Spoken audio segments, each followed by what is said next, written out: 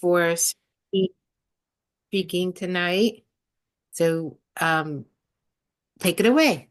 Okay, thank you, Rochelle. Thank you, Rochelle. Well, today is going to be a very special presentation. I custom tailored this presentation just for you.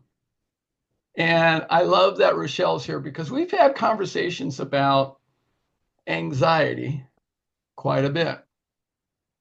And one of the things that's really important to understand is that when it comes to heart health, that our emotions are a huge part of the equation of how we can actually become healthier. We always look at the food, we look at medications, we look at therapies, we look at all those kinds of things. But how often does a doctor actually ask you, tell me about your stress in your life? It's oftentimes missing. And yet it's so critically important. So I'm going to switch over to my PowerPoint slide, but today's talk is entitled, It's Not Worth Dying For. Very important title. So let me get set up so that we can go to the slideshow. There's a very good book that with the same title that Ruben told me to get, and it's excellent. Mhm. Yes, Dr. Robert Elliott. So I'll tell you about how this came about with Rochelle.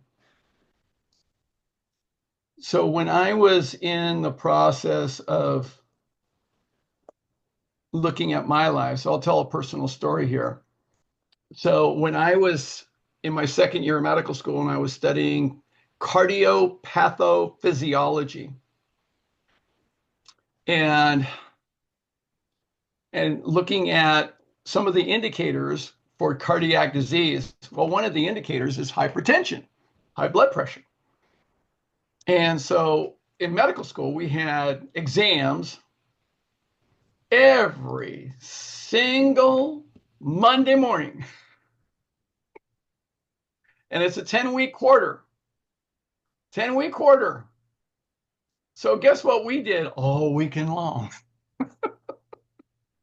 We studied all weekend long. So it's a 10-week quarter. We were working all weekend long. We didn't take days off until the end of the quarter. And I'm studying cardiopathophysiciology. And I said, what? Let me just check my blood pressure. I got my cuff and my stethoscope here. I'll just check it just to see where I'm at. It's 2 o'clock in the morning on a Sunday, 2 a.m. Sunday morning. And I'm studying in my lazy boy chair. And I check my blood pressure, 170 over 110. Now, if you know your blood pressure numbers, you know that's not good. 5 minutes later, still 170 over 110. 10 minutes after that, still 170 over 110. I knew I had a problem. So I started to research this, and then I came across the book from Dr. Robert S. Elliott. Dr. Robert S. Elliott, It's Not Worth Dying For. A cardiologist who made the mistake of not listening to his wife, who told him, you better slow down. You've got too much stress. You're going to end up with a heart attack. And lo and behold, he ended up with a heart attack, which prompted him to start doing research on the connection between stress and heart disease. So what we want to do today is really look at this connection between stress and heart disease from a very interesting perspective. Now, I've went on and started learning a lot more about the psychology and the mindset and how that all works. So we're going to explore that rather deeply today. Now, some of you have never met me before, so I'm going to briefly introduce myself. Briefly, so just to let you know who I am. Let's see here. There we go.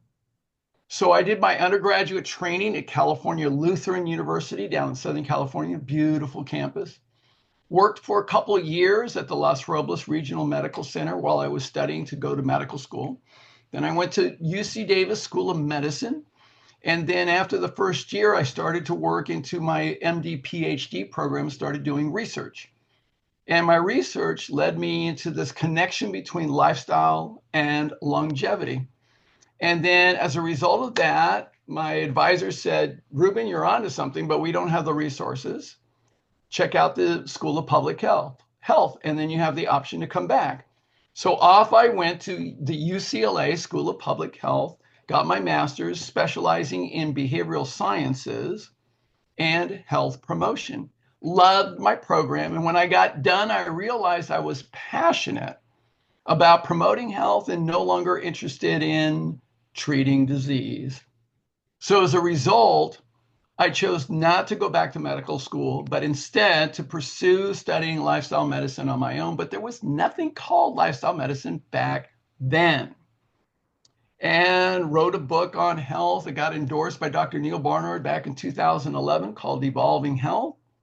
And then in 2016, I went to a conference on nutrition and healthcare. And there was a presentation by Dr. Leonov about a new specialty in the American Medical Association. This specialty is the American College of Lifestyle Medicine. Yay! I was so thrilled and delighted. I was overjoyed. Lifestyle medicine is the use of evidence-based lifestyle therapeutic intervention, including a whole food, plant predominant eating pattern, regular physical activity, restorative sleep, stress management, avoidance of risky substances, and positive social connection. As a primary modality, we say do this first, treatments later. Delivered by clinicians trained and certified in this specialty to prevent, treat, and often reverse chronic disease. It's so exciting. I found my tribe. I was so excited. And lifestyle medicine is based on these areas and so much more. I focus on these 8 areas, and I tease them apart a little bit even. But hydration, nutrition, physical activity, emotional well-being, alcohol and tobacco reduction, healthy relationships, happiness, and sleep. They're all important. Everything is important because everything affects our well-being. In lifestyle medicine, Dr. Wayne Dysiger says that lifestyle medicine is the foundation of healthcare because 80% of healthcare is attending to chronic disease. That's a huge proportion. Now, 80% of disease is actually caused by and manifested by lifestyle. We say genetics loads the gun, and that's 20%, but lifestyle pulls the trigger.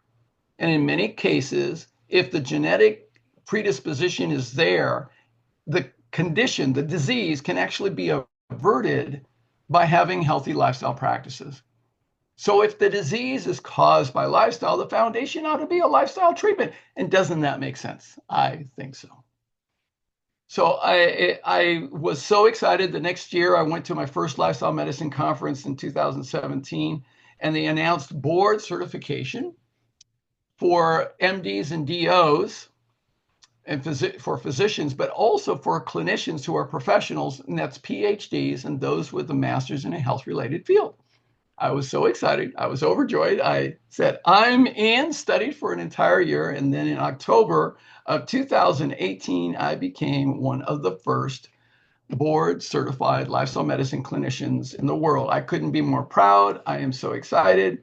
And I'm very much involved with the American College of Lifestyle Medicine. I'm actually on 3 subcommittees. So I'm on the committee for lifestyle and performance medicine in the workplace, for healthy lifestyle coaching, coaching and wellness. And then I'm also on the committee for happiness. Yes, so important. And I'm also a member of the Institute of Coaching out of Harvard. Many of us in lifestyle medicine are. And if you Google my name, yes, it's true. I did write these 3 books in the world of swimming. So I was a collegiate swimmer and I became a professional swimming coach for over 45 years. And it's been updated twice. It's now the best-selling swimming drill book in the entire world, translated to 5 other languages, and has sold a whopping 555 copies. Yes. And I also wrote this book, Evolving Health, endorsed by Dr. Neil Barnard in 2011. And then this is the mock-up draft of the cover for my upcoming book. And I'm so excited because it'll be out very soon. I'm just brushing up the last parts of the book. And this is how to fully live a transformational approach to creating a thriving, healthy, happy life. And I couldn't be more proud. And I get to live into this quote that Thomas Edison said well over 100 years ago, that the doctor of the future will give no medicine, but will instruct his patient in the care of the human frame, in diet, and in the cause and prevention of disease. The future is now, and lifestyle medicine is bringing this to the forefront now. So exciting. I also want you to know, okay, unlike there are so many quacks out there that I despise. But anyway, I have absolutely no conflicts of interest whatsoever. I have no products to sell you. I have no weird things to try to convince you of. I'm not doing that. Okay. Everything that I'm going to share with you is everything is evidence-based. And I'm an educator and I teach people how to be healthy and fit. And I also teach CEOs in leadership. And it's very, very exciting what I get to do. But that's what I want to let you know. So I have nothing up my sleeve. So let's talk about what we're going to cover today. I'm going to go through the context for health because this framework is very important for us to understand, because it really helps us to understand how our emotions can actually influence inflammation. This is critical to understand. And we're going to talk about how we construct our beliefs and what beliefs really are. And I'm going to explain that from a perspective of psychology. And then a very, very, very powerful conversation that we'll talk about is, where are you living? And we'll go through that. And it's not location, it's in your mind. And then we'll talk about creating a whole new direction for yourself, how you can move forward and have some positive changes for yourself. So I'm going to give you some tools today to help you. I'm going to give you the most important tool. And then I'll also talk about how you can make the rest of your life the best of your life and achieve a very successful lifestyle change. So let's get started.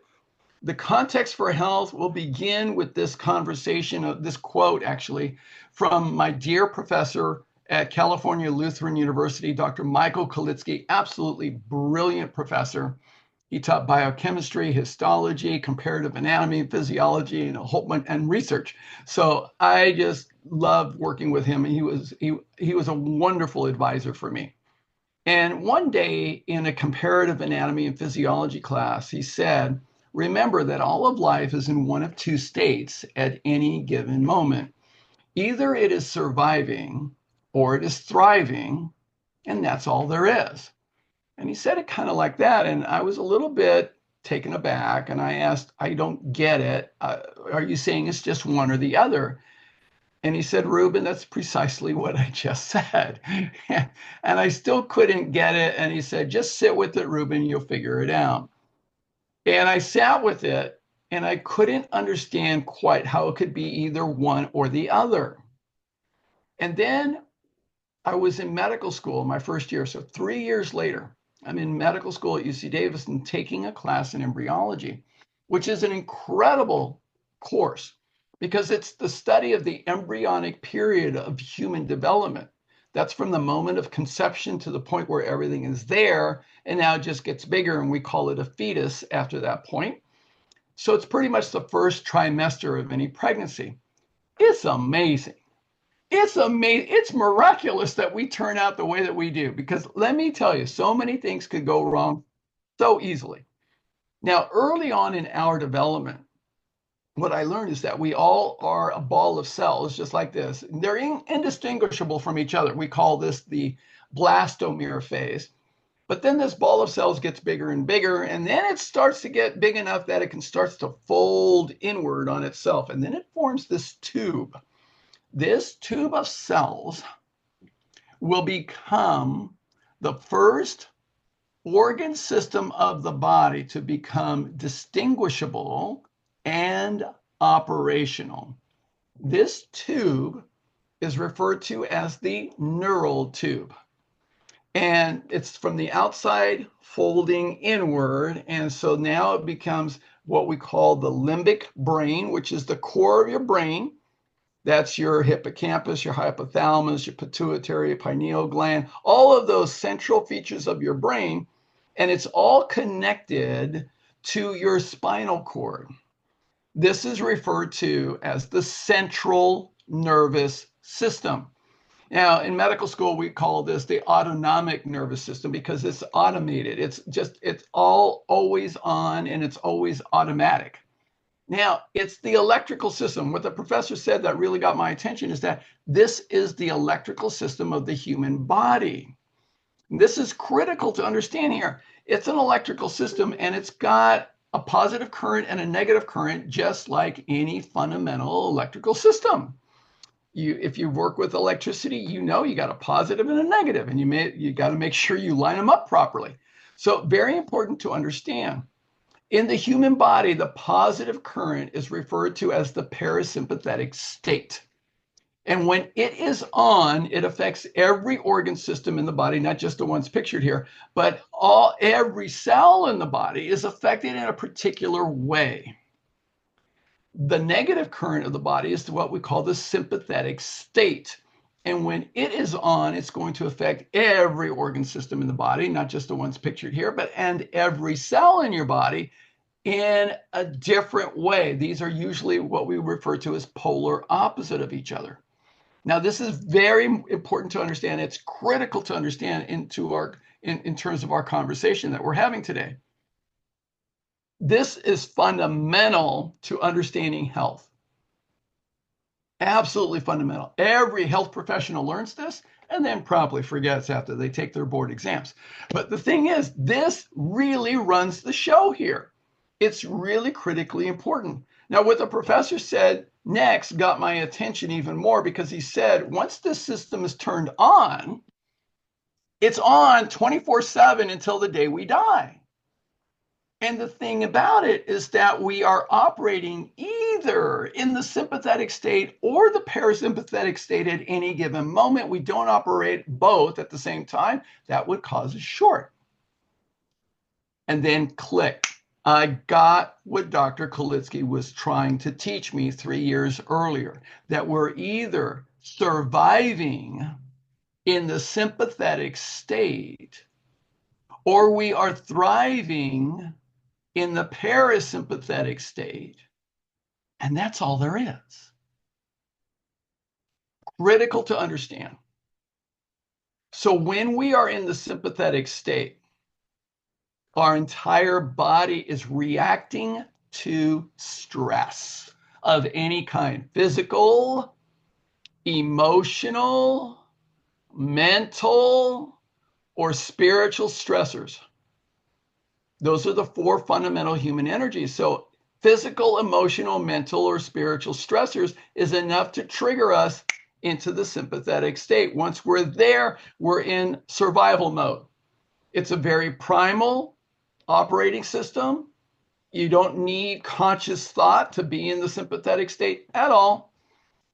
And we may recognize fight, flight, freeze, and fold as reactions, but it's interesting that as subtle as even a perceived threat, which is a fear, we're going to talk more about fear later. A perceived threat is the definition of a fear. That's enough to trigger us and put us in the sympathetic state. That thought is enough to put us in the sympathetic state. And here's what we see. Dr. Dean Ornish says it well, that all chronic disease is the same disease. It just has different faces, and that's because we are in the state, the sympathetic state, far too much, far too often, and far too long. Far too much, far too often, and far too long. We're, as human beings, and all animals on the face of the planet for that matter, are not designed to be in the sympathetic state for very long.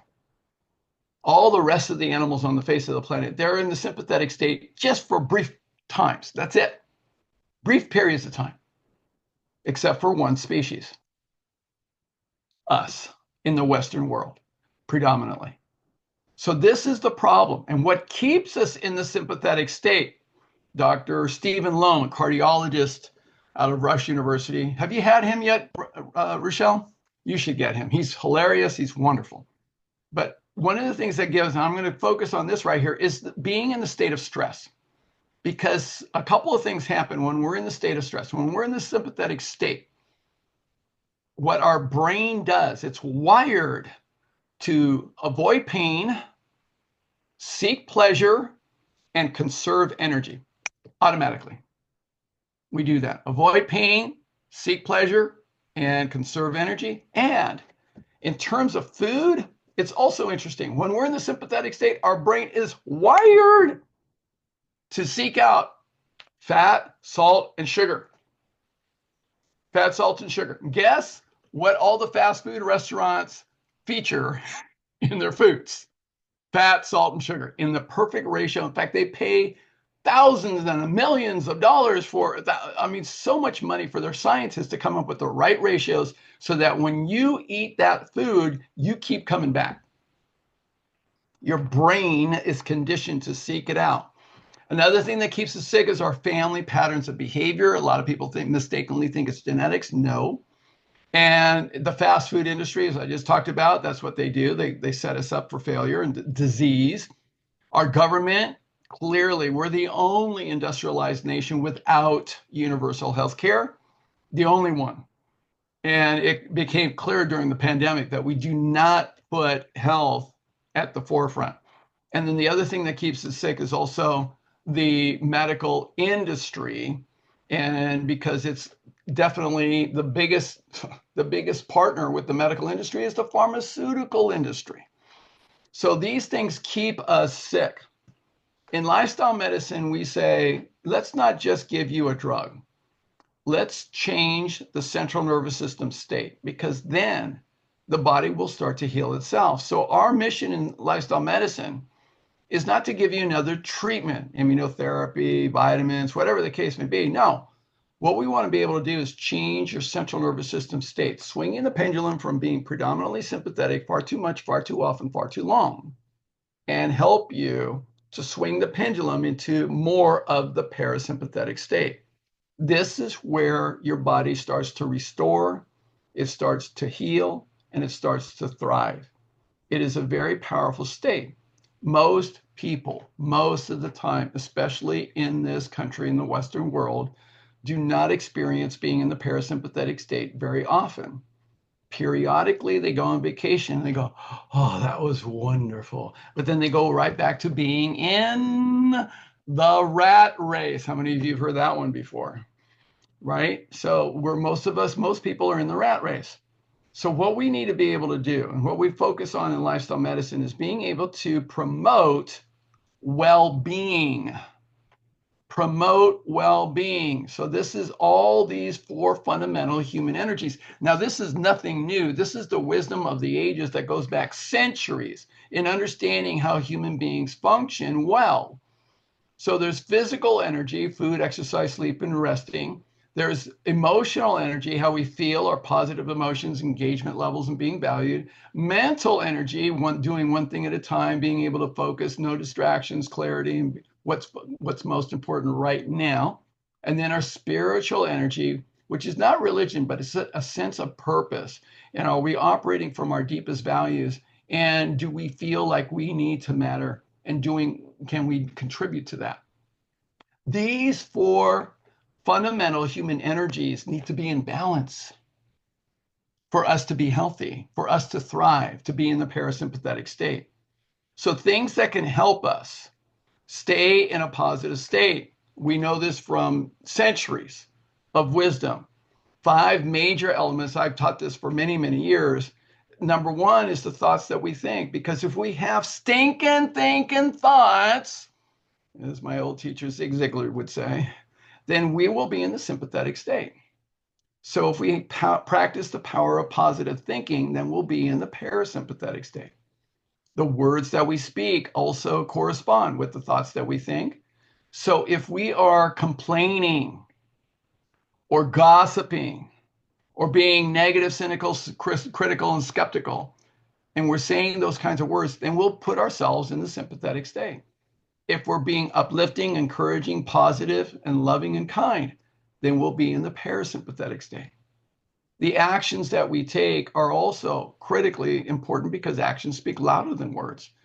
So if we say we're going to do something, like we make promises to ourselves, and the biggest issue is where we make promises to ourselves and we let ourselves off the hook, then we put ourselves in the sympathetic state. So it's about being able to live a life of integrity. The fourth major influence is the company we keep. We have so much more research now on how the influence of our social connections makes such a dramatic difference in our health and longevity. In the blue zones, we have information on this. The Harvard study, we have information on this. There is a book called Connected, fabulous information. So critically important. And then fifth is the food that we eat. Now, a lot of people never think that food affects your central nervous system, but I got another thing to tell you. Everything affects the central nervous system, especially our food. The quality of our food absolutely makes a difference on the central nervous system in our body. The problem in the American diet is that 63% of the American diet is processed food. No wonder there's so much of an issue. So in lifestyle medicine, I focus on these eight areas, and that is hydration, nutrition, physical activity, risky substance reduction, sleep, emotional well-being and stress management, healthy relationships, and happiness. All of it matters. All of it matters. So today what we're going to do is we're going to talk about how do we build up resilience, because that's what this whole approach is all about. It's not about being perfect. It's about being able to build resilience. And in psychology, we define resilience as the capacity to prepare for disruptions.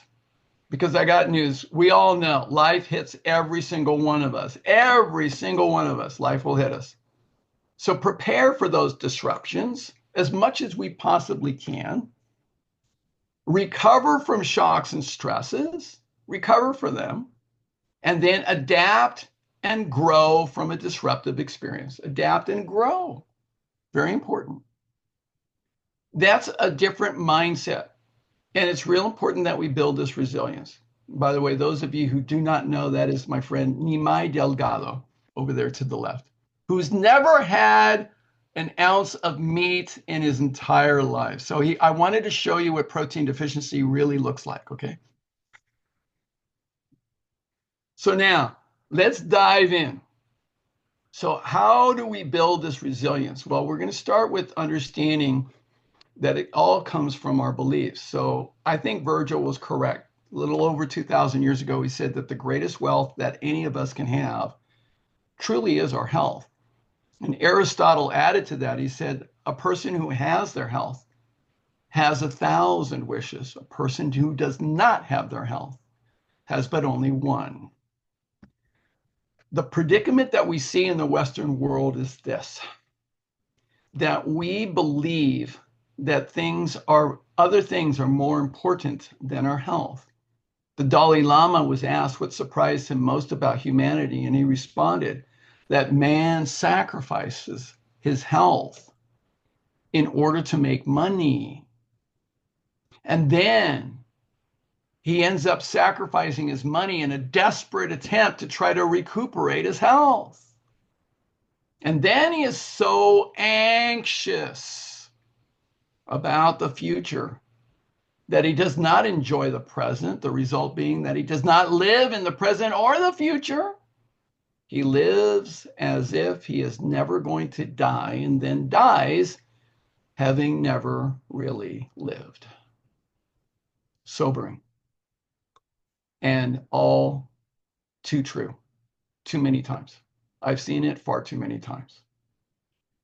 So one of my favorite teachers is Dan Millman, and he says, the reason why we're in this predicament is because of this. Life is not meant to be suffering. It's not meant to be suffering at all.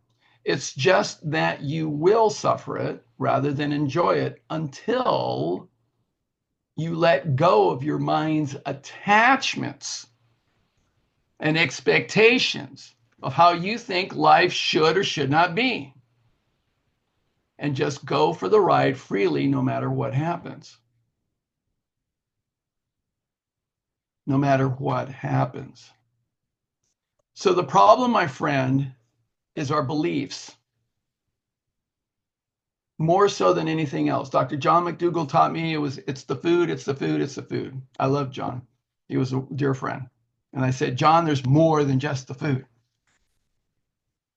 It's our beliefs.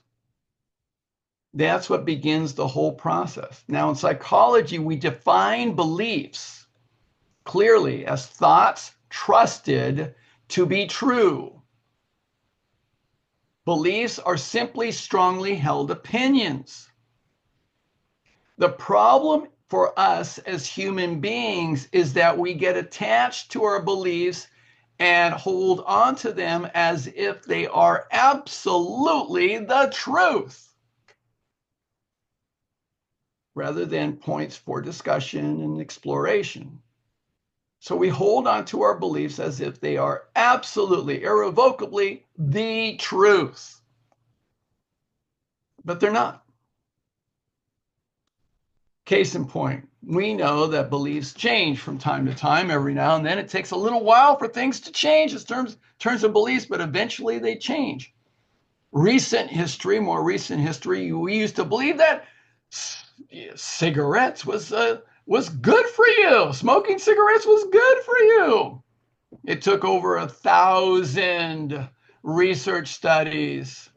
I think it was far more than that, but it was actually so many research studies before the Surgeon General said, no, cigarette smoking actually causes cancer. Let's go back even further. Let's go back 1,000 years, a little over 1,000 years. If you were living in Europe, let's say Italy, and you believed that the earth was spherical, they could put you in prison like they did with Galileo. Did you know that he was imprisoned for believing that the earth was a sphere? Why? Because back then people believed that the earth was flat. In fact, they held on to this so rigidly that if you believed otherwise, you could be imprisoned.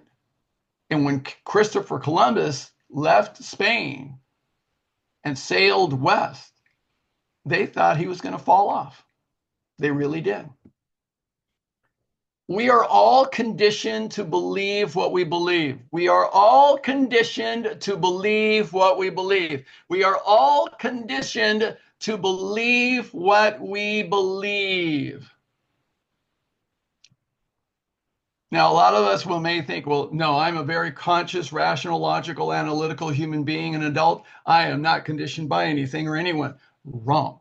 We are all conditioned. I'll prove it right now. See if you can complete this jingle. Plop, plop, fizz, fizz. Oh, what a relief it is. And if you said that, then you are definitely conditioned. That ad has not played in nearly 50 years. We're all conditioned. Those of you who are younger, okay, like a good neighbor. You know the rest. State Farm is there. All right, we are all conditioned. Advertisers have known this for over 100 years. They know, they have learned from psychology how to condition human thought. And that's what advertising does. And they do it really well. I'll show you some actual ads that people believed, hook, line, and sinker. No kidding. Nico Time cigarettes, the smooth taste pregnant mothers crave. Wow.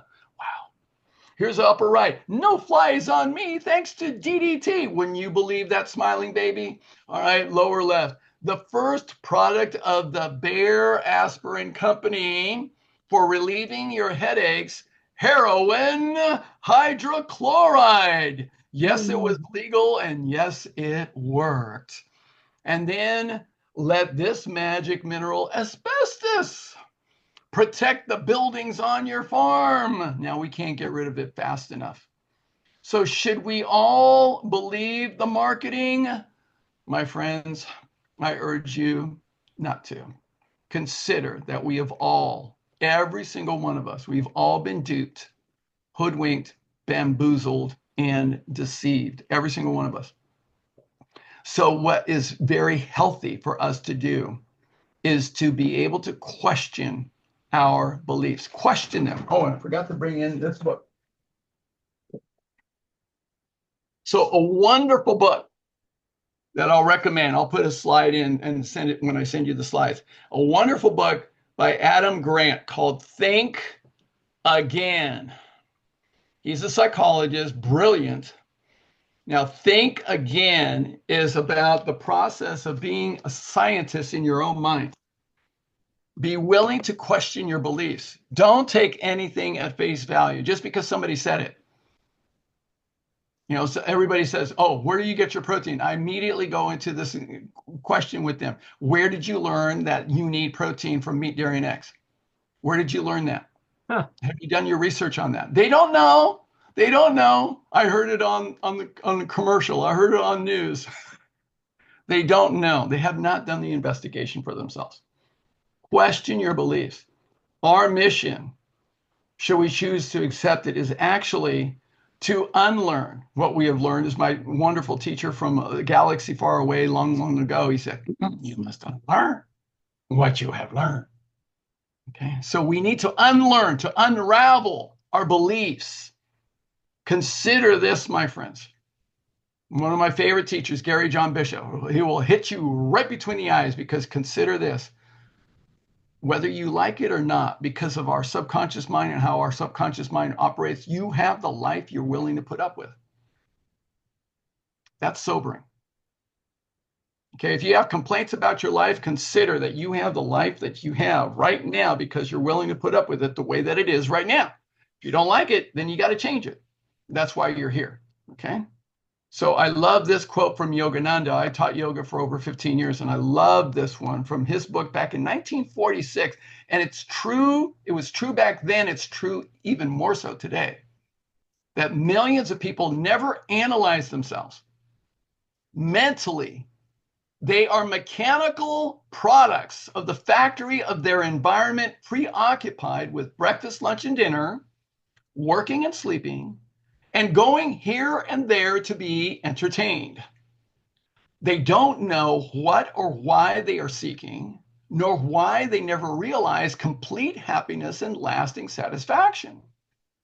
By evading self-analysis, people go on being robots conditioned by their environment. I'll say that again. By evading self-analysis, people go on being robots conditioned by their environment. True self-analysis is the greatest art of progress. True self-analysis is the greatest art of progress.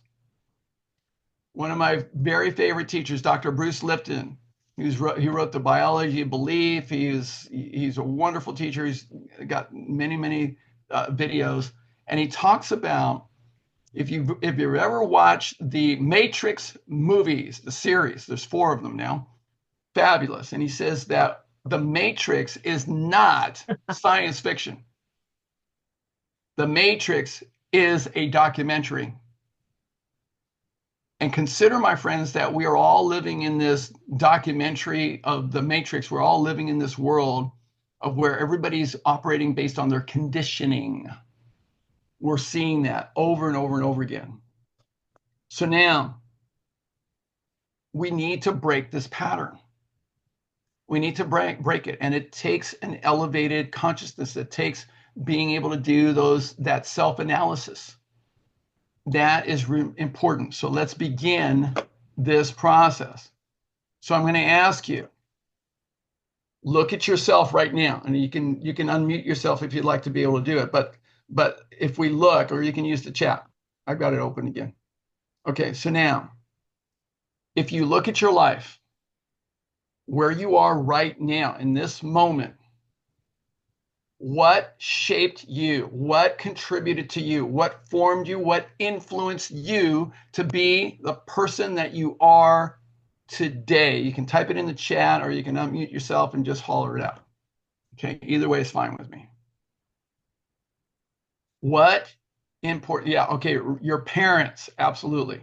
My parents, very good. What else? Come on, bring it to me. There's at least 60 items. Come on, get going, people.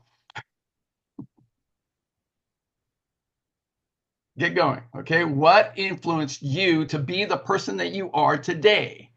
What shaped you? What molded you? Your school friends, your society. Absolutely. What else? Keep going. Parents, TV, first grade teacher. Oh, yeah, there you go. My failures. Yes. Books. What else? Keep it going. Your environment. Yes. Influencers. Yes, absolutely. Food. Yes. Your teachers, traveling. Yeah, keep it going. Keep it going. Come on. Come on. Keep it going. Let's go. Keep it going. Friends, mirror neurons. I love that. Very good. There's a neuroscience geek like me. All right. Illness. Absolutely. Yeah. Your education, your hardships. Okay. Hospital visits, TV. Yeah. A lot of from the media, all the media. Definitely. Yeah. Different shows and pain. Absolutely. Death of your husband, absolutely. Relationships, all those different things and the pains in that. Doing art, okay, good. Time out, we can pause. Thank you, thank you, thank you. Being creative, okay, being creative, okay, so very good. Excellent, excellent. Thank you for all your answers. Fabulous. So now what we're going to do is we want to look at all of those. Those, by the way, everybody, great answers, fabulous answers. All of those things contributed to who we are right now. All of them. And if we lump that together collectively in terms of time, what we can see is that who we are right now in the present moment has been influenced and shaped by our past. It's been influenced and shaped by our past. So now if we look in terms of time, the past, the present, and the future, who we are right now is influenced by our past. And it makes sense, doesn't it? All right. Right. Now, the past is in the past, correct? I bring it with me every single time. No, but what happened in the past is what happened in the past, correct? Yes. Yes, it is. Now, can you change what happened in the past? No. No, none of us can. No. So consider that we think that who we are right now is a function of everything that happened in our past. And then we put it, and we think that that is what shapes us right now in the present.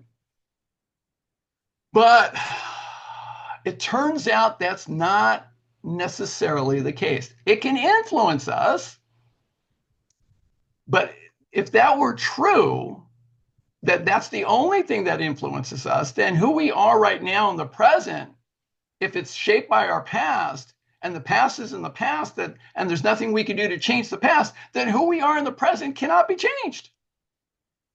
And that doesn't sit right, even though it's logical.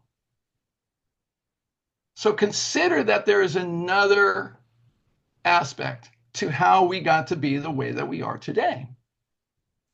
Consider that this past influencing us in the present isn't exactly how it works. So the past doesn't live just in the past.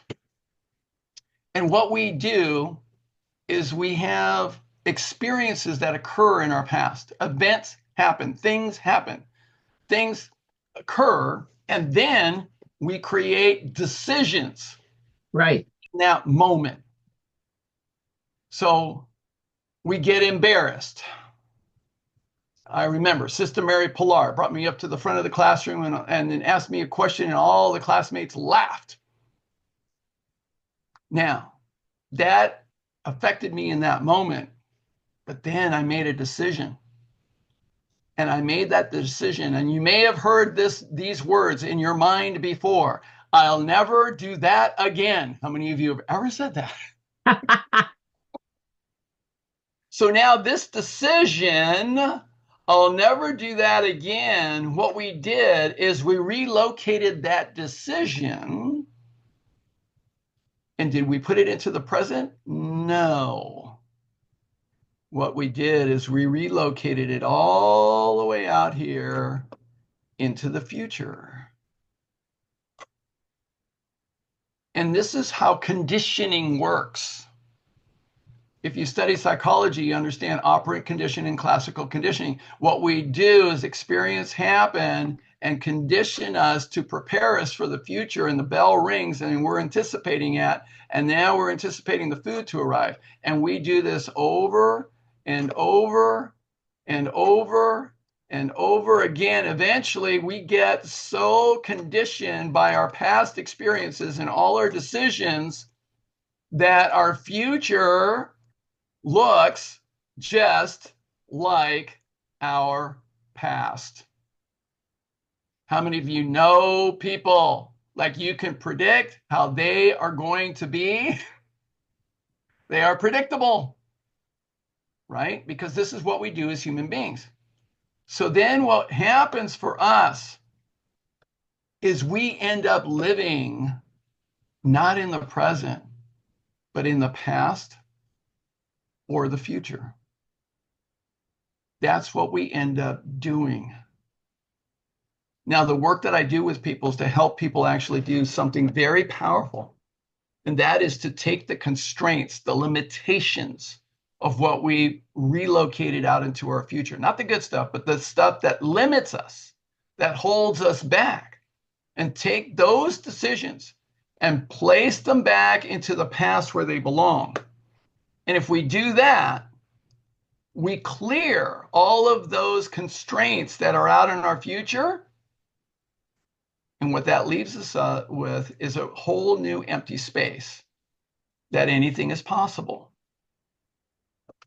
So to do that, I'm going to give you a hack today, a very powerful hack. And that is to be able to ask a question. Ask a question. I learned a long time ago, the quality of your life will be determined by the questions that you ask yourself. Very powerful. The questions that you ask yourself. I'm going to send you a whole list in the follow-up email. Rochelle will share it with all of you. So here is a very powerful question to ask. Oh, wait a minute, I got to go to. Okay. Where are you living in this moment? Where are you living in this moment? If you are experiencing guilt, shame, and regret, or even resentment, you're living in the past. If you are experiencing feeling sad or depressed, you are living in the past. If you notice that you are dwelling on what happened, you're dwelling on it over and over, you're ruminating on what happened in the past, you are living in the past. If you are replaying events or conversations over and over and over again,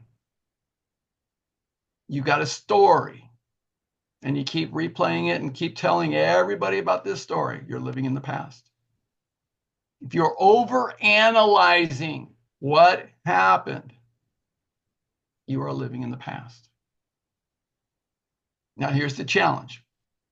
What we do is we take the past, what we have experienced in the past, and we project it all the way out into the future. So if you experience a fear of the unknown,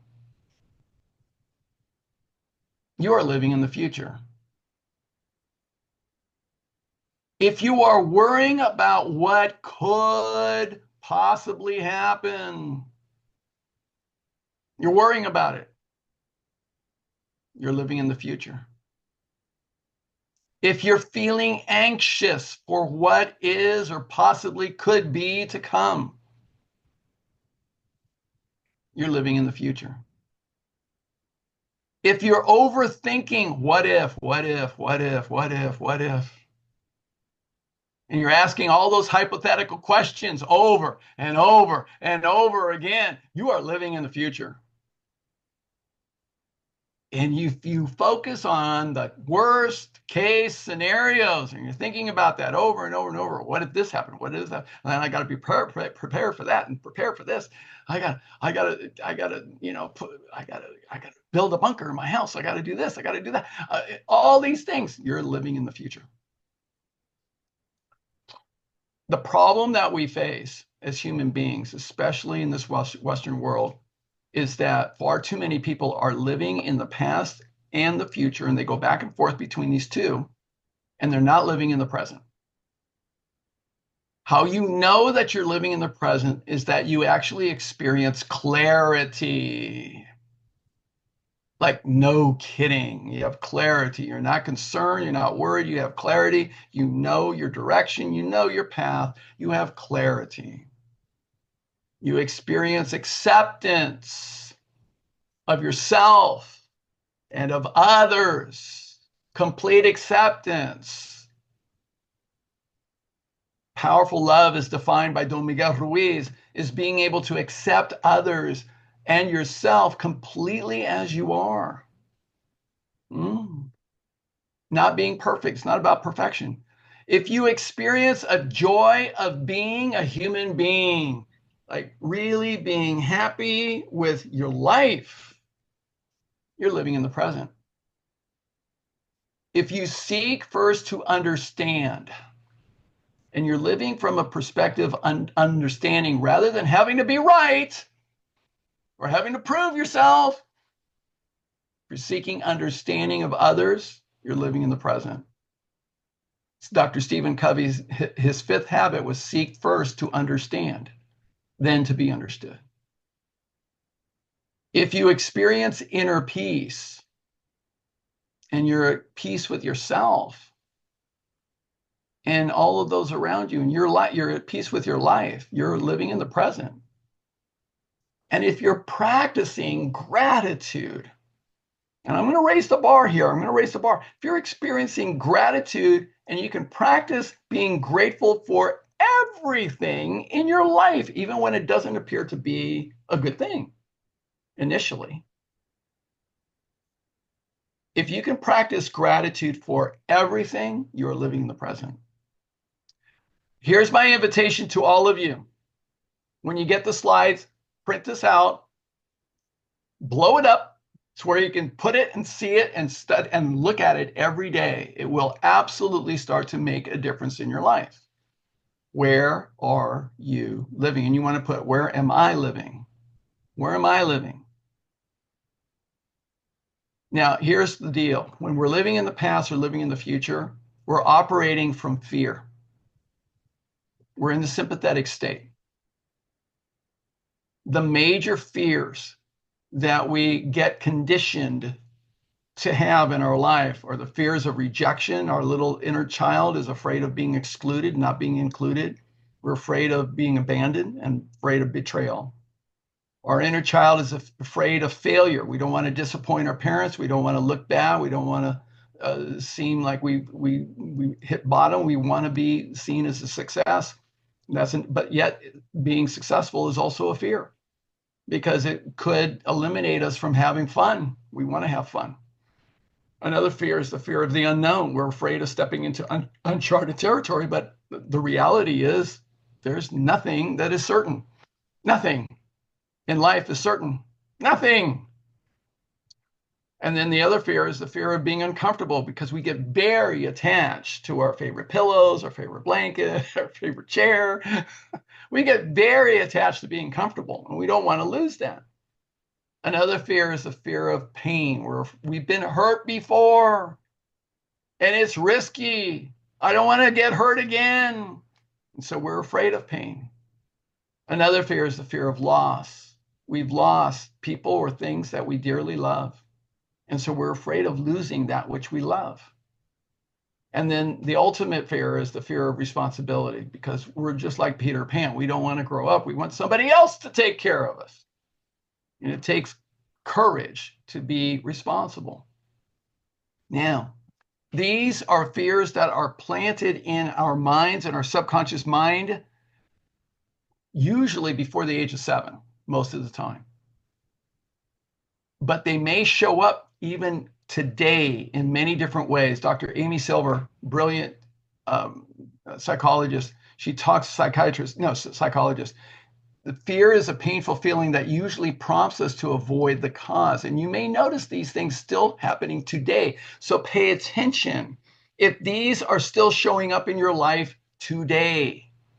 If you have a fear of speaking up or not speaking up, being rejected socially, being rejected professionally, not being noticed, saying the wrong thing, showing weakness, trusting others, building meaningful relationships, being alone, being unloved, showing strength, doing things differently or taking risks, losing control, being in control, being shouted at or being dominated by others, shining too bright or showing others up. If any of those are still at play in your life today, those are fears running the show for you. And when we're running and operating from fear, that is absolutely at the genesis of inflammation in our body. Absolutely the genesis of inflammation, because we'll be in the sympathetic state. As Carl Jung, one of the fathers of modern psychology, he said, where your fear is, there your task is. Where your fear is, there your task is. And here's what I help my people, all my clients and all my students to come to recognize and come to grips with, is recognizing that your fear, the acronym I learned from Dr. Dennis Waitley a long time ago is that fear, the acronym is false expectations appearing real. False expectations appearing real. They are simply beliefs. Fears are beliefs, thoughts trusted to be true, strongly held opinions. They are just conditioned beliefs, just like the fear of falling off the face of the earth because the earth is flat. That was a fear. One of my favorite teachers, Byron Katie, she says this. I love this quote. I discovered that when I believed my thoughts and my fears, I suffered. But that when I didn't believe them, I didn't suffer. And that this is true for every human being. Freedom is as simple as that.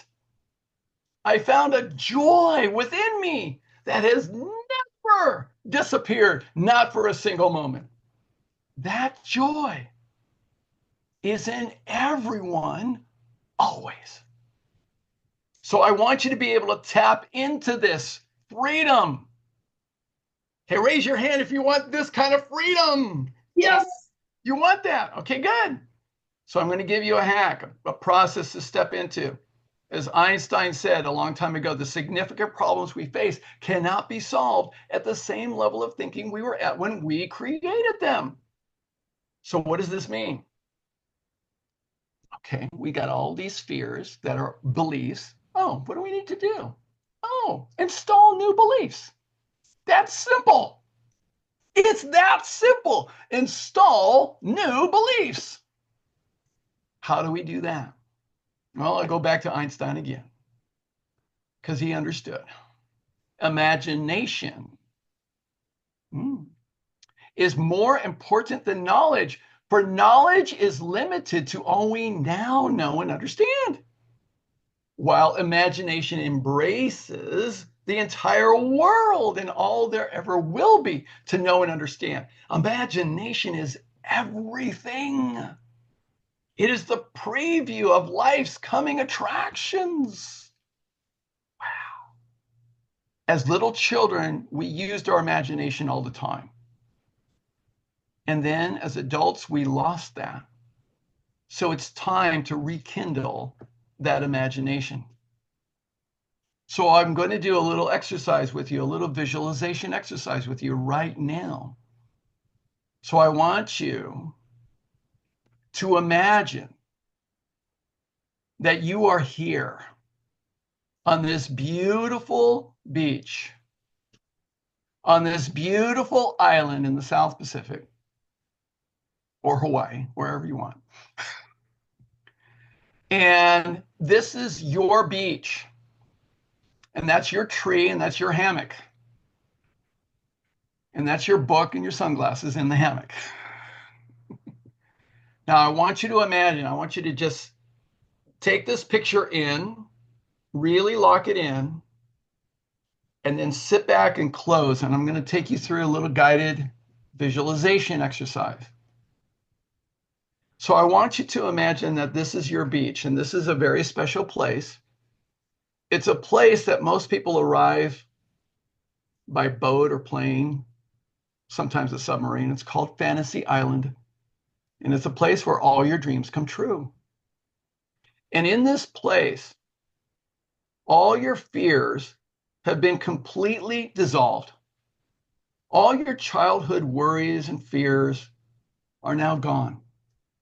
They're gone because this special place is a place that nourishes you to become your best self.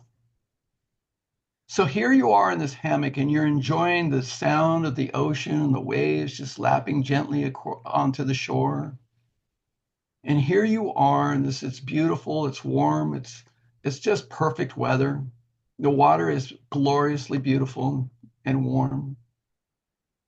And as you're here on this spot under your palm tree, you get a visit from your elder, wiser self. Your elder, wiser self who visits you and says, "Hello, I'm so glad you finally made it. And now it's time for you to embrace what truly is possible for you. An opportunity for you to begin a new chapter in your life."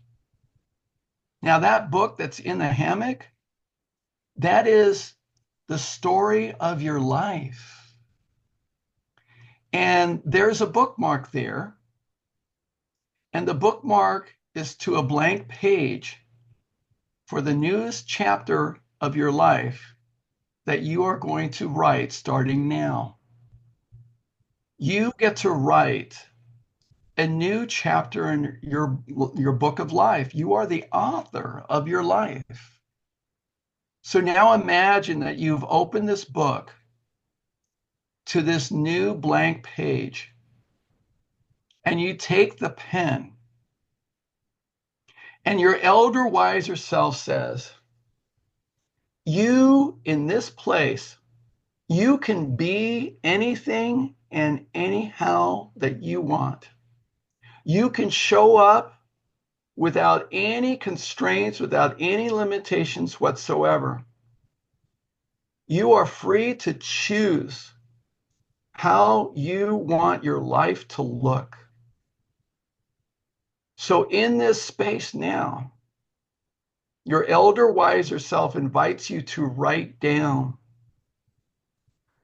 some very powerful statements about you in this place, right here, right now. And from here on out, I choose to be ... I am ... I feel ... I am willing to be ... So visualize yourself writing these words. See them in your mind's eye. See them as you write these words. I am powerful. I love my life. I deserve love. Write powerful statements about yourself, whatever they are. Your elder, wiser self is inviting you to really step into an incredible future. See those words, feel them in your heart. And now When you are clear what those words are, or those feelings are, open your eyes and take up your pen and write down some affirmation, assertion, or intention statements. And here are some prompts for you. I'm going to give you some slides with some prompts. I am, I feel, I think, I'm willing to be, I choose to be. Whatever's there for you, it doesn't matter. It's just positive, powerful statements for you. You are the author of your life, and you get to start writing a new chapter right now. Right now. Not someday, maybe. No, it's right now. So I'm going to give you a whole bunch. I'm going to give you 2 slides with a bunch of powerful words. Here I am from A to Z, everything from active to zany. And then there's morning affirmation statements. I am happy, healthy, wealthy, secure, worthy, positive, blessed, grateful, beautiful, confident, courageous, excited about today, loved. Steal anything that resonates for you. If there's anything there you want to steal, grab it. Not a problem. Not a problem. Give you a few more seconds and I'm going to go to the next slide. I have even more for you. Okay. So if there's anything there that resonates for you, seize it. Seize it. Here's another slide, some other great words, other great affirmation statements. I deserve good things. I'm valuable. I deserve love. And the list goes on. Fabulous, positive, powerful statements. Whatever resonates for you. If it resonates for you, it strikes a chord as, yes, I want this. Yes, I see myself that way. Yes, this is my future. Steal it. Take it. Write it down.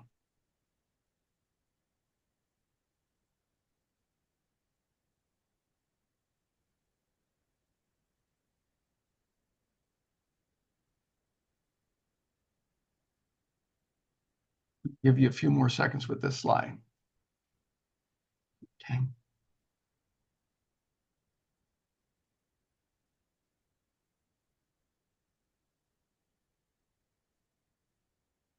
Now, here's the deal. You've got some statements written down. By all means, play with this, massage it if you need to, it's perfectly fine. Here's how you are going to be able to get free of your anxiety and your fears. Is that you recognize that everything and everyone is energy. I go back to Einstein yet again. I love this statement. Everything is energy, and that's all there is to it. That's all there is to it. Everything and every one of us is energy. Here's what we need to be able to do. Match the frequency of the reality we want. And we cannot help but get that reality. That future that you visualized for yourself just a few moments ago. You got to match that reality. You got to match it with your own personal energy. That's how the law of attraction works. So you cannot help but get that reality. It cannot be any other way. This is not philosophy. This is physics. Einstein understood that like energies attract. Like energies attract. That is a law of the universe. It's how it works. So we want to attract our new reality. Attract it. Now, in my live seminars, I'm going to be doing this later on this month. I got some CEOs and executives, and I take them through this whole process, and we go through this point, and we get to this point, and then I pair them up, and they start sharing with each other their affirmation statements with full enthusiasm. And then they high five each other after they finish their part. So who are you? So you would, by the way, if you want to do this with a friend, it's a great exercise. I would say like, Rochelle, who are you? And Rochelle would tell me her affirmation statements. Rochelle, what's your affirmation statements? I am enough. Okay, yes, you are. And then Rochelle's going to ask me, who are you? Who are you? I am love, leadership, and vitality. And Rochelle's going to reaffirm that by saying, yes, you are. And then we're going to high five each other. Now, this is what happens if you do this in physical format, then you actually do this and you do it for quite some time. I would say 2 minutes or more. there's an absolute shift in your neurochemistry. There's a shift in your neurotransmitters. There's a shift in your hormones level. There's a shift in your biochemistry. There's a positive shift. It's completely captivating and it's incredible. And here's what happens. And we know this. We have the research on this. That whatever we plant in our subconscious mind and nourish with repetition and emotion, repetition and emotion, repetition and emotion. It's not a mystery here. It will one day become a new reality. And this is absolutely the case. And it's not a mystery. If you've cheered for your children at their athletic events, why aren't you cheering for yourself? You know when you cheer for your children at their athletic events, they perform better. Isn't that interesting? We need to learn how to cheer for ourselves. And it starts with us. We need to lead by example. So your mission, should you choose to accept it, is to state your affirmation statement out loud with enthusiasm as often as possible, at least for 30 days in a row to gain traction. To get started. It takes 25 to 27 days in a row for our subconscious to begin to agree with us. It takes 25 to 27 days. So you have a 30 time, and my rule is 30 times a day. 30 Jesus. times a day. That's not a whole lot. Some of you already have a story about it. Oh my God, 30 times a day for 30 days in a row. Oh my God. I'll tell you a story. Dr. Wayne Dyer, who was an incredible teacher, and he was doing a seminar. And this very successful woman, businesswoman, director of a program, she was going to a Wayne Dyer seminar, but her friend couldn't go with her. And then as she was walking from the parking lot to the event, she came across this homeless woman with her daughter, a little girl, just a few years old. And this very successful businesswoman gave this homeless woman a ticket, free ticket to go to the Wayne Dyer seminar. So she went to the seminar and she learned the power of affirmations and positive mindset. This woman was homeless with a little daughter. And so she took Dr. Wayne Dyer's teachings to heart. And 1,000 times a day, she stated, I deserve to live an extraordinary life. I deserve to live an extraordinary life. I deserve to live an extraordinary life. I deserve to live an extraordinary life, with full enthusiasm. And 2 years later, Dr. Wayne Dyer came back into town. And he finished the segment on the power of affirmation statements.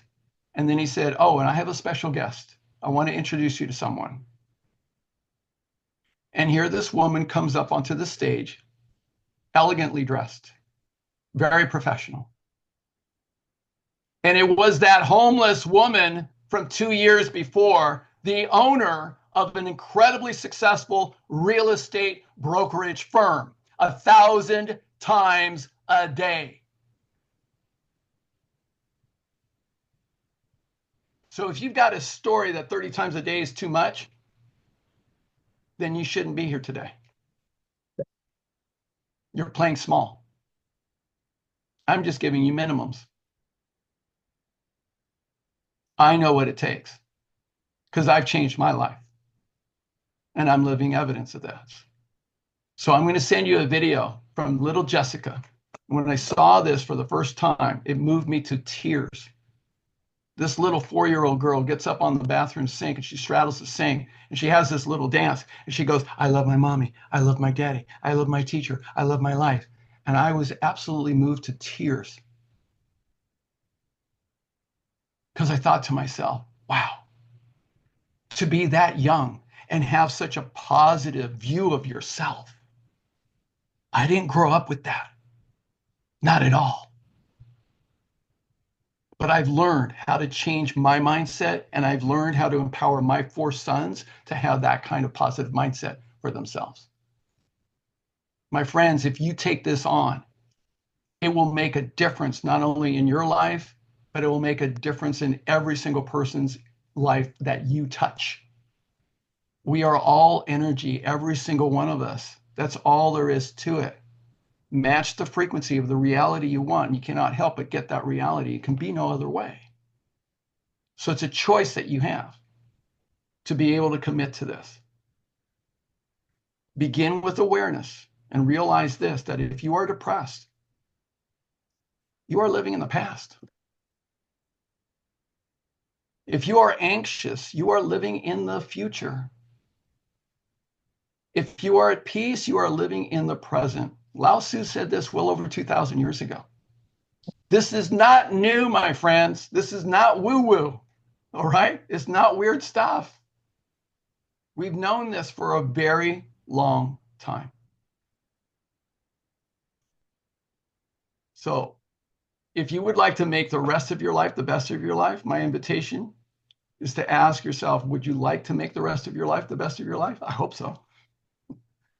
So then imagine, what would that look like for you? You did a little work earlier, all right? What would that look like for you?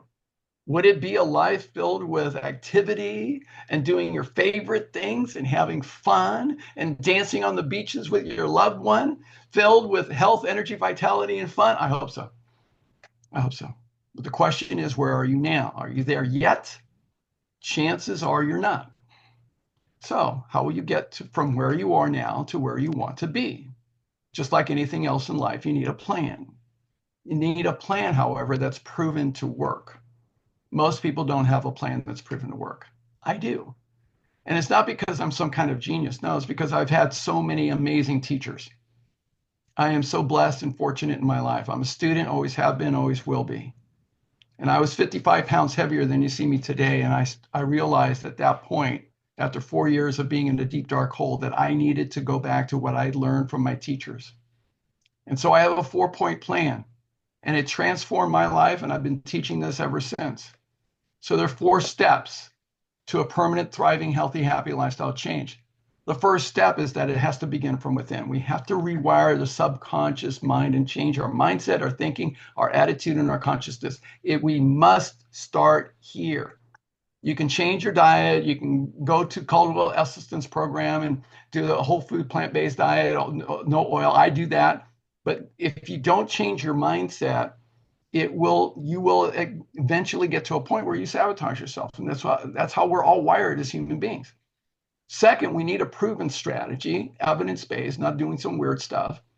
So that's what lifestyle medicine provides, because everything in lifestyle medicine is evidence-based. Third thing, we need to develop the habits that produce results. Now, I've been an athlete. I was a collegiate athlete, played semi-pro basketball. So I know firsthand how important habits are in doing drills and doing the same drills over and over and mastering them. Mastery of fundamentals is critical in order to develop the right habits. And there's a science behind that. And then the fourth step is that we need to create support and accountability in order to sustain our mindset and our behaviors. And we know this from studying the Blue Zones and the Harvard studies. We know that positive support is actually more important for your longevity than your cholesterol level. It's so critically important. So that's the plan. Now, what I provide, some of my services, just to let you know, I do consultations with people where I meet with you one-on-one, and you go through a comprehensive lifestyle medicine history form that I have you fill out online. And then you can submit your latest blood work if you'd like to. And then we have usually about a 2-hour session. Okay, doctors usually give you about 15 minutes. No, I go deep. And we go through everything, and I help you to develop a personalized action plan in all of those 8 areas. And then you're going to get lots of resources and everything else. And I even do a follow-up session with you a month later. I also do one-on-one coaching with people. I specialize in working with people who have serious clinical conditions. I just started working with somebody with prostate cancer. So I'm working with him to help him with dealing with his life. And the major factor, by the way, with his life is stress. Stress, no kidding. It's a major aspect for almost everybody's life. And then I also will have my 12-week lifestyle medicine immersion program. Now, Rochelle is a graduate of this. However, it's being reformulated. and the book is nearly done. So when this gets launched, it's going to get launched probably end of August, I'm thinking more like the beginning of September after Labor Day. So we'll probably do a preview session or a preliminary session before Labor Day, but then after Labor Day, we'll get started. This is a 12-week lifestyle medicine immersion program based on my book, the whole 4-part plan. And it's extraordinary, and it's going to be spread out over the course of 12 weeks. Rochelle's done it the hard way with the intensive. So this is a much better approach, and I've discovered that this works really well. I'm so excited. I can't wait. And I'll be sending you information through Rochelle about this program. I'm so excited about this because it is really a primer for helping people to, no kidding, transform their entire lifestyle and the direction of their health. It is very empowering, really empowering. And then I also do workplace lifestyle and performance medicine immersion programs. It's one of my favorite things to do, is completely transform organizations. Can you imagine working in a place where everybody's healthy and you have healthy leadership as well? Wow, it's amazing. This is my contact information. That's in case you want to reach out to me, please feel free to do so. But I'm going to leave you with this quote. It's so wonderful. It really summarizes what we talked about today. Don't cry over the past. It's gone. Don't stress about the future. It hasn't arrived. Live in the present and make it beautiful. Now learn from the past and prepare for the future, but don't live there. Okay? Live in the present. All right. Questions? Anything at all? Let's change the view. Okay. Questions, comments, insights, ahas, anything at all. Gallery. Okay, very good. When you're in the, thank you, Ruben, that was wonderful. And I've taken your immersion. I think this will be my 4th time and it's really good, and you get accountability. I love it. So I just want to put a plug in for that. When you're in the midst of anxiety and you feel like you're a hamster on a wheel, that's the feeling you Yeah. get. Um, how do you get off of the wheel? I mean, when you're in the midst of it, how, yeah, what can you do? Very good. Excellent question. Excellent question. So all of this takes practice. Okay, so you have to develop your practices and your skills in all of these areas. So saying your affirmations on a daily basis is going to help. Okay. Second, another practice in the midst of anxieties, let's say. I mean, I've dealt with people with panic attacks. All right. So when they feel it coming on, okay, one is to practice what's called the physiological sigh. I'm going to include that in the follow-up email. I'm writing notes here to make sure that I not forget. So the physiological sigh, developed by Dr. Andrew Huberman, a neuroscientist, is being able to breathe in, pause, inhale more deeply, and then have a long exhale. And that we've seen is one of the fastest ways to move from sympathetic to parasympathetic. So it's brilliant to practice. Now, awareness is going to be the most important thing, because awareness is the first step on the path to enlightenment. So one of the things that I recommend, and Rochelle, you remember I've had several of the students in the program with you do this, and this is called the Hawthorne effect exercise. So this is where you take that graphic of where are you living, the past, the present, or the future. You take that graph, and then what you do, let's see, Rochelle, if you remember, you create a 3x5 card. So you create a 3x5 card of, instead of triggered, react, and respond, you would have past, future, present. And you keep tally marks every time you notice yourself living in the past, every time you notice yourself living in the future, and every time you notice yourself living in the present. And you keep tally marks of that. Now, with practice, you'll get better. So those are my hacks, quick hacks. There's more. We got to do deep work. That's how it works. Well, does that help you, Rochelle? Yes, Good, thank good. you. Yeah, it's not easy. That's why it's such a good question. It's not easy because when you're in the midst of it, it's like being, one of the things I learned from it was Major General Douglas O'Connor, and I did training with him on leadership, and we addressed anxiety because in the heat of the battle, the leaders cannot allow themselves to be triggered by anxiety and lose their consciousness. They have to be able to stay level-headed and calm. So can you imagine with bullets whizzing by you and everything blowing up all around you? That's an incredible test to learn how to actually be calm even in the midst of that kind of a storm. That takes practice, a lot of training. Is there a difference between stress and the anxiety? Anxiety is a form of stress. So the big circle is stressors. Okay. Anxiety is a fear of the future. Okay. It's a subsection of it, just like that graphic. Anxiety lives in the future. Worry So about the future, so fear of the future. so stress would be real. I mean, you can have real stress. Is I guess it's how you Yeah. choose to cope with it. Mm, very good. So here's a distinction for you. And I'm going to refer you to a wonderful movie to watch this because it's so powerful to get this distinction here. The movie is called After Earth. After Earth with Will Smith and Jaden Smith. Fabulous movie. Now, there's a conversation in that movie, and this is the thing to realize, is that danger is real, but fear is an illusion. Fear is a story. Fear is a story that you tell yourself and you believe. Danger is real, but fear is an illusion. Now, in Chinese, the word crisis is comprised of two word symbols. So the first symbol that makes up the word crisis in Chinese is the symbol for danger.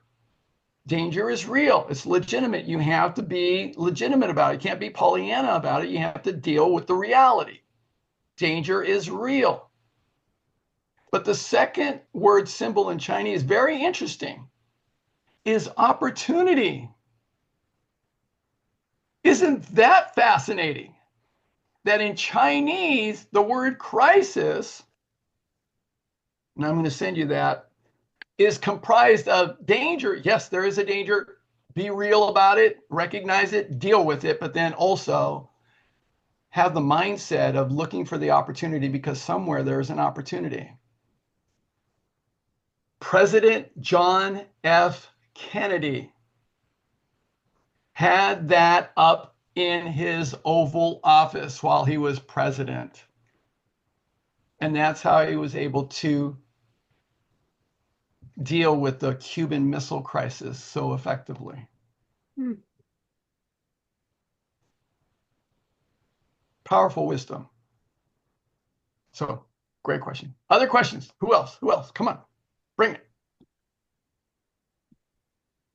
I have a question. Oh, Yes, Linda. go ahead, Sunny. You had your hand up. Who do you want? Doesn't matter. Linda, I see. Okay. Yeah, I have a question for you. Yeah. And it's how do you suggest responding to someone who thinks that who makes a suggestion or criticizes for not doing things the way they think they should be done?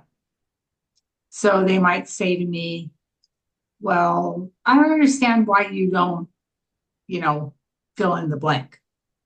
So maybe, you know, maybe my philosophy or the way that I do things doesn't match the way they think that I should be doing things. This could be a relative, it could be a friend, it could be a 60-year friend. And so, like, I guess what comes to my mind is to say, I think I'd rather talk to you another time. And Yeah. if it's on the phone. But then I was talking with somebody the other day just about the whole idea. Not somebody who said anything to me, but kind of my struggle, who said, well, okay, so you say to the person, I'm going to hang up now, but I'll talk to you another time, and just end the conversation. Will that person know what they did wrong or what No. prompted my ending the call? No, right?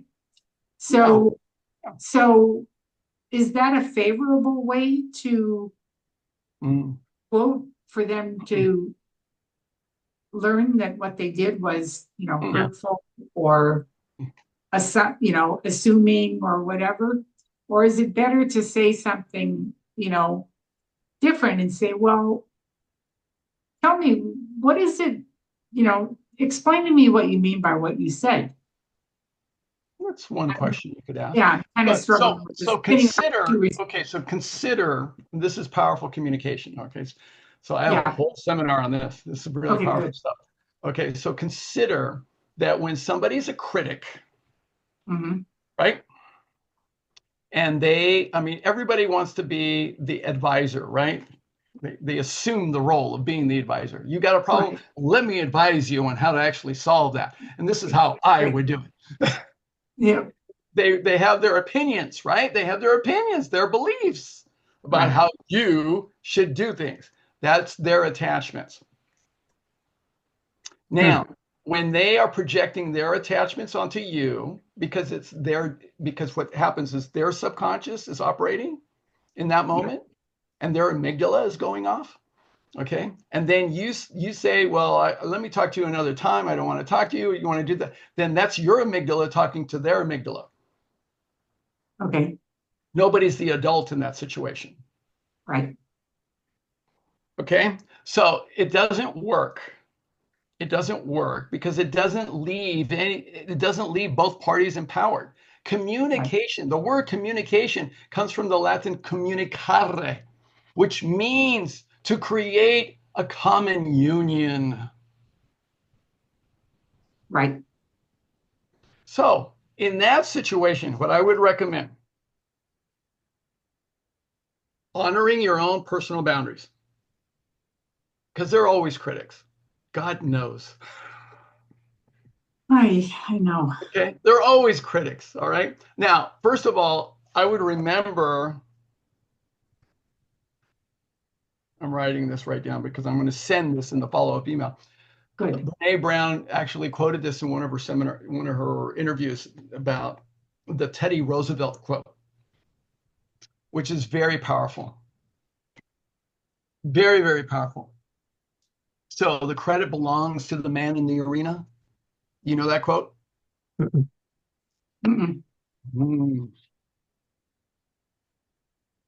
Oh, let's see. I think I have it.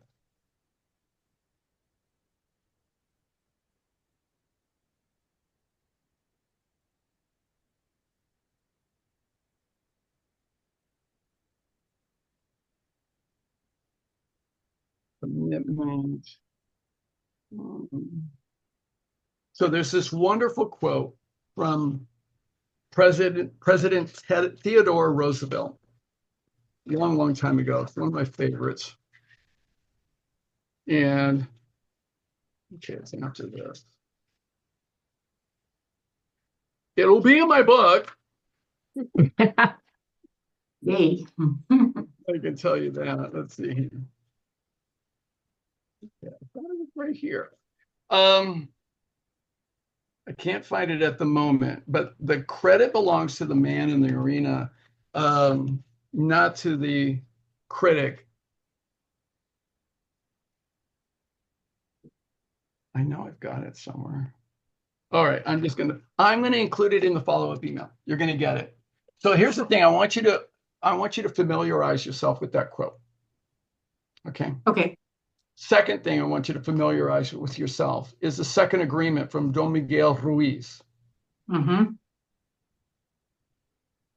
Do not take anything personally.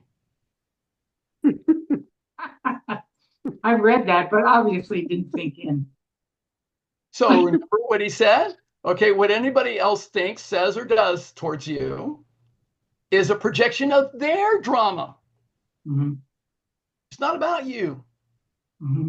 So now, here's how you can gracefully handle a situation like that. Thank you so much for your suggestion. I will definitely take it under consideration. Yeah. I love that. Okay? It doesn't mean I mean, I'm not saying to them, No, not a promise. take No, on what they suggest. we'll definitely take it under consideration. That's it. Yeah, that's all you got to Yeah. do. Yes. Okay, great. Meredith, question.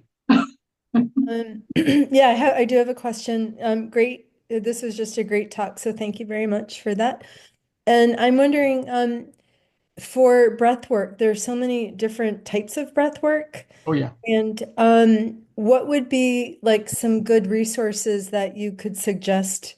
Because I guess I'm just sort of working with somebody who said, like, before eating, you really want to reset your nervous system and breathe and breathe and breathe and just kind of get things set. So that's my one question. And my other question is, I heard, I don't know, but the adrenaline, which stresses us out, is in the bile. And I guess the bile salts get released into the body, like, and the bile salts go around, the adrenaline keeps going in the body.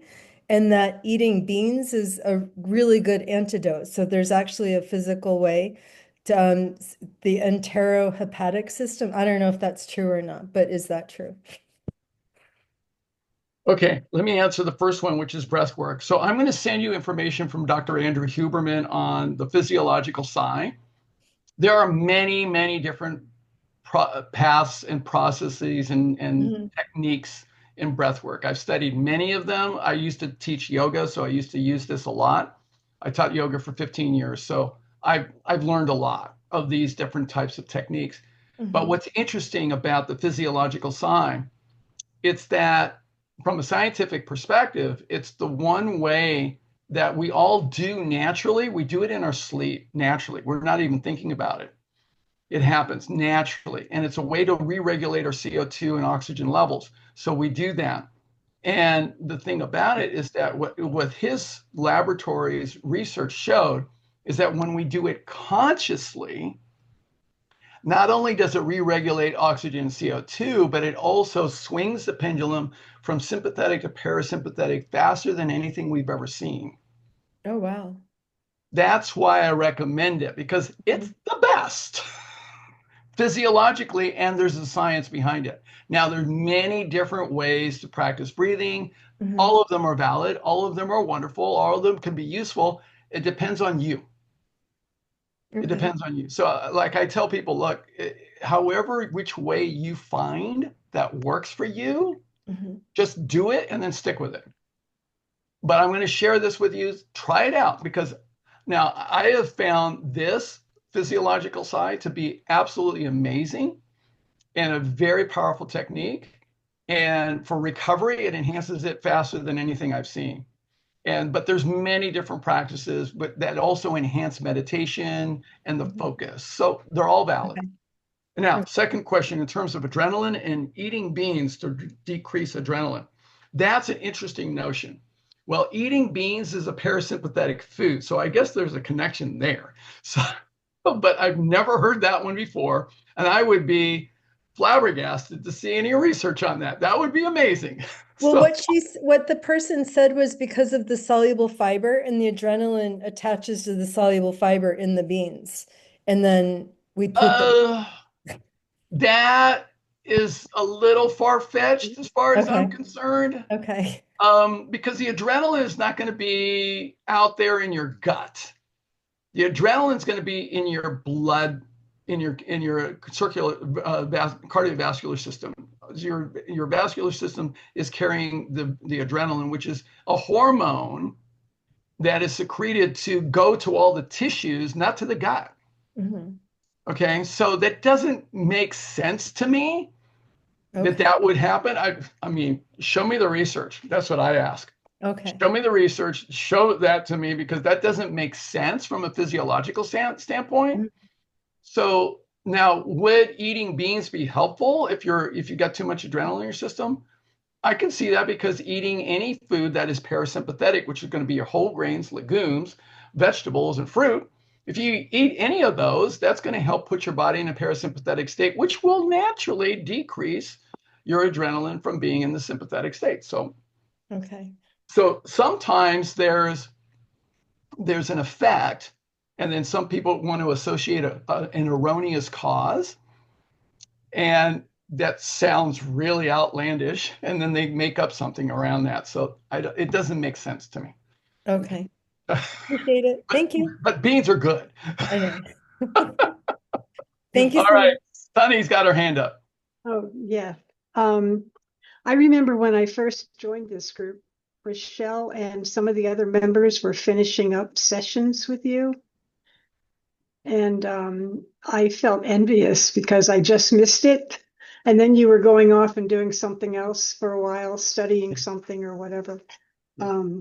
So I just wanted to put in a reservation for when you start up Okay, again. great. Don't worry, you're going to get the notification. Yeah, I don't want to miss my chance next time. Okay, very good, very good. No, Because Rochelle said how much she benefited from it, as I recall. yeah, Yeah. that's great. That's great. Wonderful. Well, consider yourself ready to Okay, go. You'll get the notification. You'll be able to great. put yourself into the program. Because you're publishing this book, and so you're going to have all these requests, right? Yes, I know. Yeah, and when we start in September, it will be a pilot program, so it'll be wonderful for everybody to be a part of it. And then I will record all the sessions, and then in the future, it'll be those recorded sessions will be part of the program that people can join anytime and be self-paced. But this live version that's going to be in the pilot program is very special, and I'm doing it at a lower rate so that I can get lots of feedback from all of you that participate. So it'll be very valuable for all of you to be in it.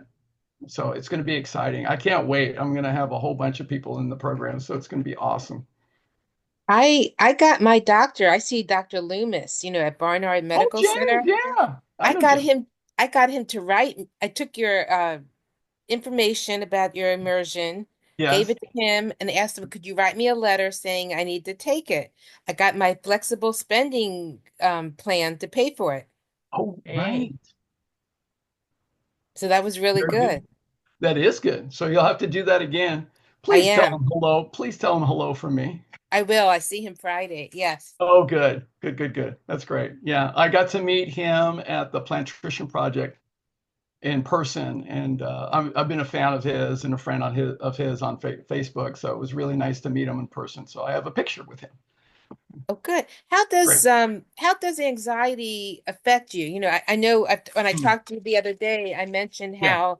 how my doctor said how anxiety is like smoking to your body. What Yeah. actually like does it do? What harm Okay. does it do?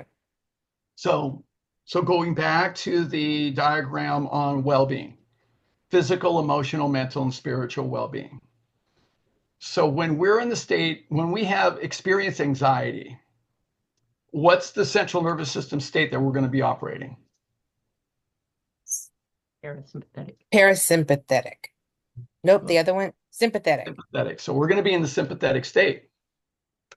So when we're in the sympathetic state, for whatever reason, okay, physically, emotionally, mentally, or spiritually, for whatever reason, whatever induces that perceived threat, that worry, that concern, that apprehension, for whatever reason, it doesn't matter where it comes from, we're going to be in the sympathetic state.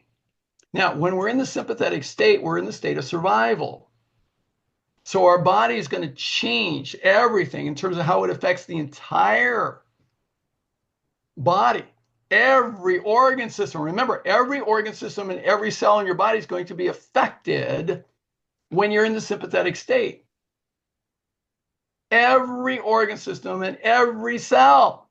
It can affect weight loss too, slow down weight loss. Oh, absolutely. Because one of the things that can happen when you're in the sympathetic state, we actually have research on this. We've shown this with mice, and we've shown it with collegiate athletes, that when, for many people in the sympathetic state, your body, your brain says, oh, we're in a famine. This is dangerous. This is hazardous. This is a worrisome condition.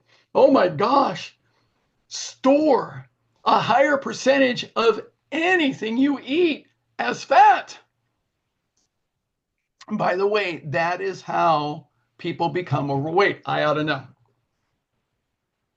Because I was 55 pounds heavier than you see me today, 30 plus years ago.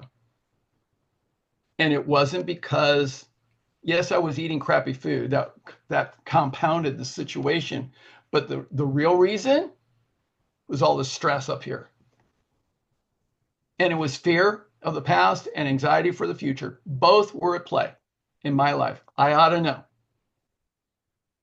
So when you're in the sympathetic state, there's a whole cascade of biochemical reactions, hormones, neurotransmitters, everything ensues to put your body in the state of survival and to store whatever you eat at a higher percentage as fat. And there's a whole bunch more. Thank you. You're welcome. I hate to deliver the bad news to you, Rochelle, but I know you're motivated by fear sometimes to take action. So there you go. I know I would go to Dr. Loomis and I would say, "Can you scare me?" And And he's and such a nice guy. yes, and then I had this test to look inside your heart, and it showed 80% blockage or and I'm scared. I should put that on the refrigerator. Right. I have that fear, Yeah, but and here's the flip side of the coin. Fear can motivate you to start and take action, but at some point you have to transform that Yeah. to It's desire and intention and to love and peace and calm and being present. Okay, because otherwise you're constantly on that hamster wheel of fear.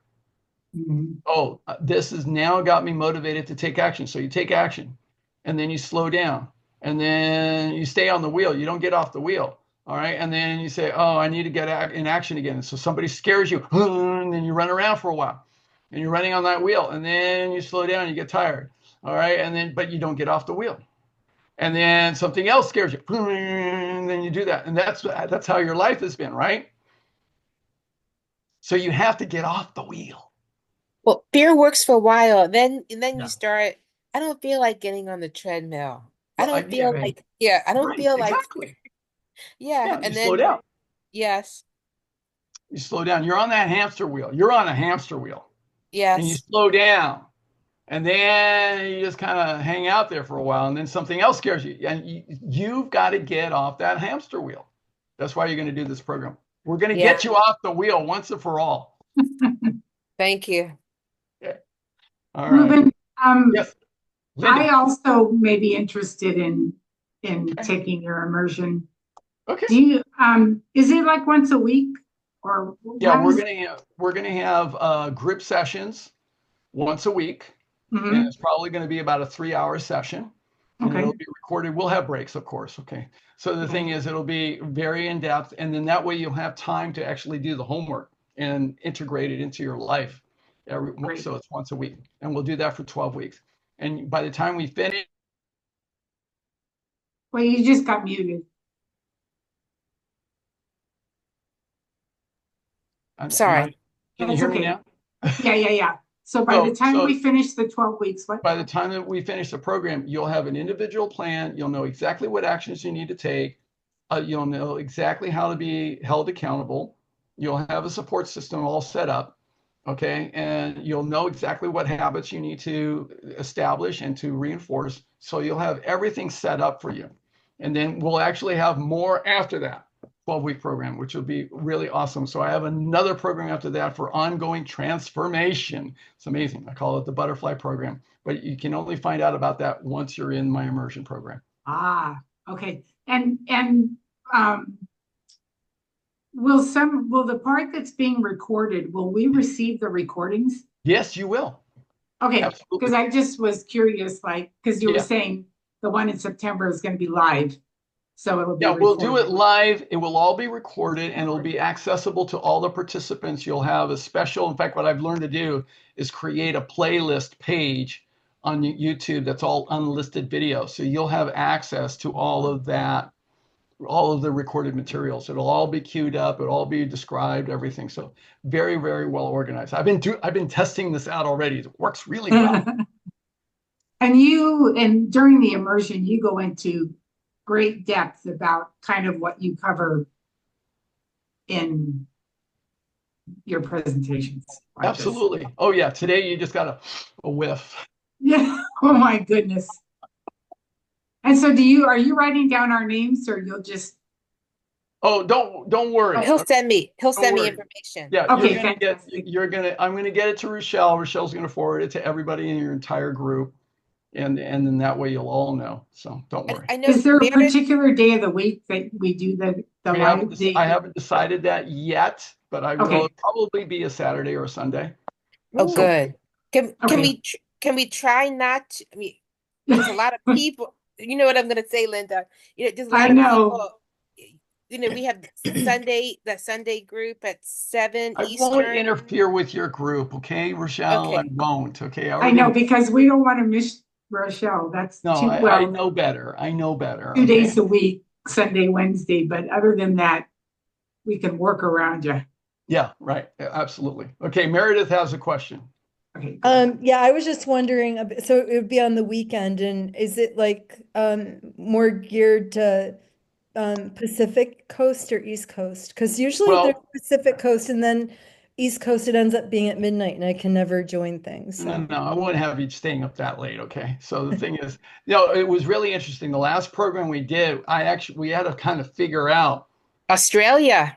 we had to figure out Australia, Eastern time, Central time, Mountain time, Pacific time. And we had to I mean, it was really quite an interesting journey because we had to figure out what's the best time that we could get everybody.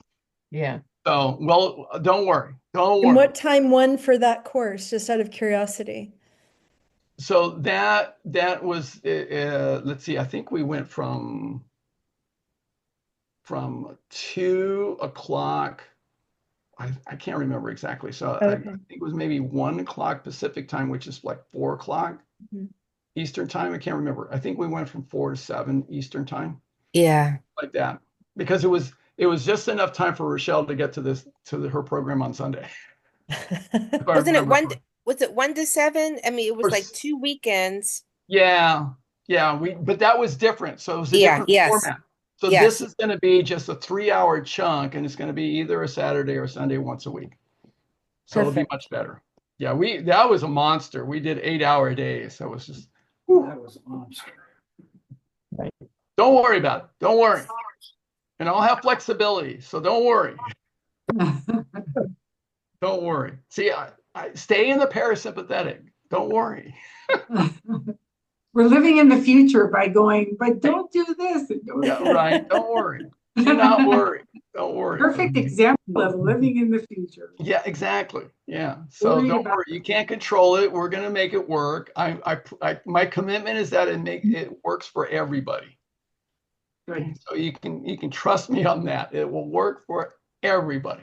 I may even have some people from Europe, so it's going to be interesting. I may do 2 different times, so we'll see. But I don't know. I don't know yet. It depends. We'll figure it out. Life is a daring adventure or nothing at all, said Helen Keller.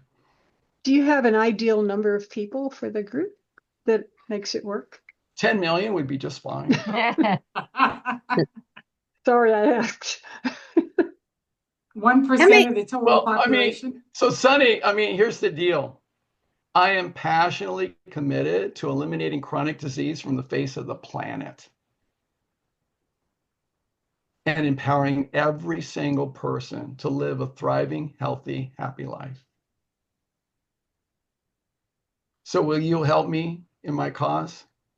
Will you join me being able to spread the good news to help people to Start kidding. eliminate chronic disease and empower everybody to live a thriving, healthy, happy life? Yes. Great. So there is If you no, help us with our cause, then we'll help you with your cause. absolutely. Yes, it's a win-win all the way around. All the way around. So, okay, who else? Any other questions? Any other questions? Speak now, forever hold your pee. I think that's it. Thank you, Ruben. You're welcome. You're Thank you, welcome. Ruben. This All Thank right. was you. This was beyond great. awesome. All right. Take care.